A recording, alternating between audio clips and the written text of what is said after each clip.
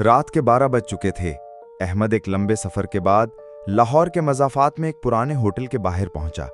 बाहर अंधेरा ऐसा था जैसे पूरी दुनिया सो चुकी हो। गली सुनसान, दरख्तों के साए हवा में हिल रहे थे और कभी कभार कुत्ते भौंकने की आवाज गूंजती। होटल की इमारत पुरानी और टूटी फूटी थी। अंदर कदम रखते ही उसे अजीब सा बोझल माहौल महसूस हुआ। रिसेप्शन पर एक बूढ़ा आदमी बैठा था। उसका चेहरा जर्द और आंखें नीम अंधेरों में चमक रही थीं।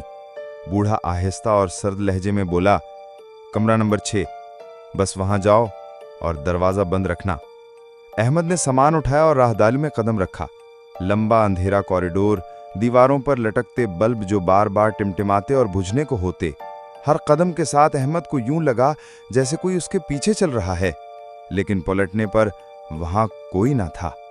वो कमरा नंबर 6 के दरवाजे पर रुका। अंदर जाने से पहले यूं महसूस हुआ जैसे दरवाजे के पीछे कोई खड़ा हो, लेकिन जैसे ही उसने दरवाजा खोला, कमरा खाली था। कमरे के अंदर हवा बोझिल और बासी थी। अहमद ने बैग एक तरफ रखा और थकन से बिस्तर पर बैठ गया। कुछ लम्हों बाद उसे छत से हल्की हल्की चाप सुनाई दी, जैसे कोई ऊपर चल रहा हो, लेकिन ऊपर तो कोई कमरा ही नहीं था।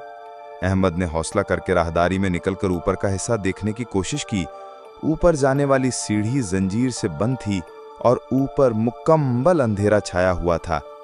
वो वापस कमरे में आ गया, लेकिन जैसे ही अंदर कदम रखा, उसके कदम रुक गए। बिस्तर पर एक औरत बैठी हुई थी। लंबे खुले बाल, सफेद कपड़े और चेहरा झुका हुआ।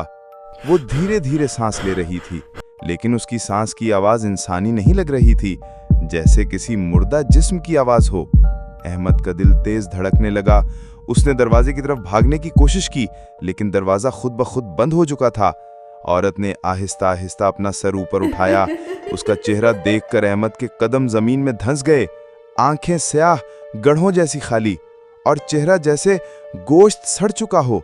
अचानक कमरे का बल्ब बुझ गया। अंधेरा छा गया। सिर्फ औरत की भारी सांसें बाकी रह गईं। फिर वो आवाज धीरे धीरे करीब आने लगी। अहमद दीवार से लगकर पीछे हटता गया और फिर एक भयानक चीख पूरे कमरे में गूंजी। सुबह जब होटल खुला, कमरा नंबर 6 खाली पाया गया, लेकिन बिस्तर पर आज भी किसी के बैठने के निशान मौजूद थे। और होटल के मुलाजमों के मुताबिक कमरा नंबर 6 पिछले 20 साल से बंद था।